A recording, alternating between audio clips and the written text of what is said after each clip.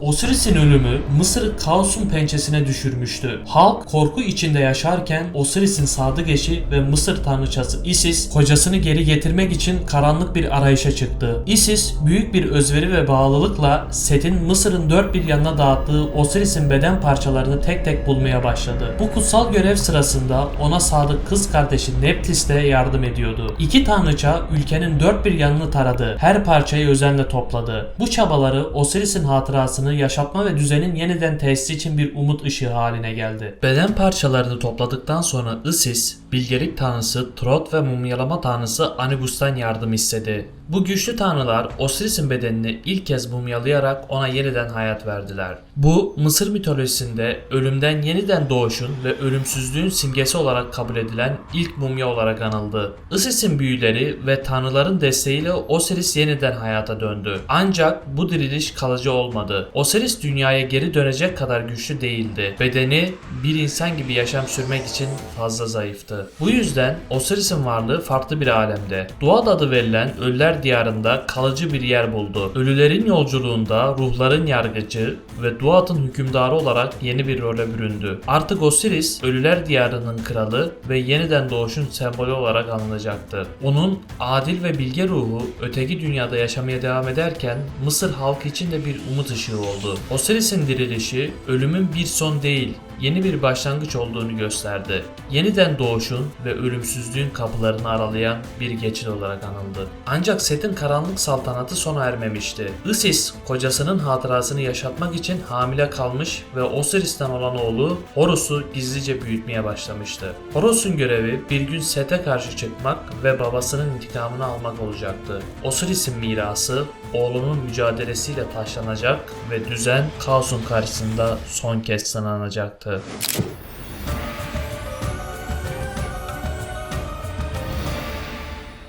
Osiris'in ölümü ve Ölüler Diyarı'nın hükümdarı oluşunun ardından Isis, oğulları Horus'un kaosun pençesinden koruyabilmek için büyük bir gizliliğe büründü. Set'in karanlık hükümdarlığında Horus'u gizli bir yerde büyütmeye başladı. Horus'un doğumu, Mısır halkı için sönmeye yüz tutmuş umutların yeniden alevlenmesiydi. Isis'in bu gizemli görevi bir gün Mısır'a düzeni ve adaleti geri getirecek bir kurtarıcının yetişmesini sağlıyordu. Isis, Horus'a sadece annelik yapmakla kalmadı. Onu adalet ve hak yolunda güçlü bir savaşçı olarak eğitti ve Mısır tahtındaki hak iddiasını savunmak için kendini hazırladı. Isis'in rehberliğinde Set'in zorbalığına karşı adaleti temsil eden bir savaşçı olarak yetişen Horus, sabırlı ve stratejik bir hazırlık süreci geçirdi. Babasının hatırasını onurlandırmak ve kaosu alt etmek için her an tetikteydi. Bu gizli yetişme süreci Horus'un kendini bulma ve tanrısal soyunu tanıması için bir yolculuktu. Isis oğluna sadece bir savaşçının becerilerini değil, aynı zamanda adil bir hükümdarın bilgelik ve merhametini de aşıladı. Horus kendisine verilen bu kutsal görevin ağırlığını omuzlarında taşırken Set'e karşı vereceği savaşın yalnızca bir intikam değil, aynı zamanda Mısır'ın geleceği ve halkın umudu için olduğunu biliyordu.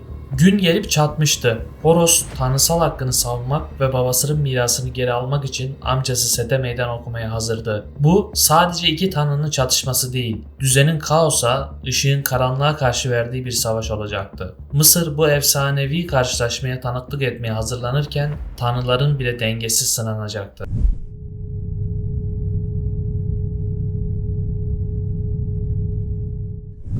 Ve o gün geldi. Horus babasının intikamını almak ve Mısır tahtındaki hakkı savunmak için amcası Set'e meydan okudu. Bu sadece bir tahta sahip olma savaşı değil, düzenin kaosa karşı verdiği kadim bir mücadeleydi. Horus ve Set'in karşı karşıya geldiği her an Mısır halkının yüreğinde yankılanan adalet ve kaos çarpışmasının sembolü haline geldi. Savaş sadece fiziksel bir çarpışma değil, aynı zamanda iki zıt güç arasında ahlaki bir çatışmaydı. Horus babasının mirasını onurlandırarak düzeni ve adaleti temsil ediyordu. Set ise yıkımı, kıskançlığı ve düzensizliği. Onun amacı sadece taht almak değil, Mısır'ın huzurunu yok etmekti. Savaş boyunca Horus amansızca mücadele etti. Fakat Set'in hilekar doğası bu savaşı daha çetin bir hale getirdi. Çarpışmalar sırasında Seth, Horus'un sağ gözüne ağır bir darbe indirdi ve gözünü parçaladı. Horus'un bu yarası onun sadece fiziksel değil, ruhsal bir yara almasına da neden oldu. Bu göz Mısır mitolojisinde Horus'un gözü olarak bilinir ve iyileşmenin, korumanın ve sonsuz döngünün sembolü haline gelir. Yaralı göz, bilgelik tanrısı Trot'un büyüleriyle iyileştirildi. Horus'un gözünün yeniden sağlığına kavuşması, yaralarının onarılabileceği ve adaletin iyileştirici gücünü temsil etti. Bu iyileşme, Horus'un sadece fiziksel gücünü değil, manevi dayanıklılığını da pekiştirdi. Sonunda tanrıların huzurunda bir mahkeme kuruldu. Horus ve Seth arasındaki bu çetin mücadele tanrıların yargısıyla nihayete erdirildi. Tanrılar Horus'un haklı olduğunu ve tahtın meşru varisi olarak Mısır'ın kralı olması gerektiğine karar verdiler. Seth, kaosu ve çatışmayı temsil etmeye devam ederken Horus Mısır tahtına oturarak düzenin sembolü haline geldi. Bu savaşın sonunda Horus ve Seth'in çarpışması Mısır halkı için yalnızca bir zafer değil, adaletin zaferi ve kaosun karşısında düzenin yeniden tesis edilmesi anlamına geldi. Mısır, Horus'un liderliğinde barış ve düzenin tadını çıkarırken Seth'in kaotik ruhu gökyüzünün sonsuz döngüsünde yankılanmaya devam etti. Bu mücadele tanrıların bile sınandığı bir destan olarak nesiller boyunca dilden dile anlatıldı.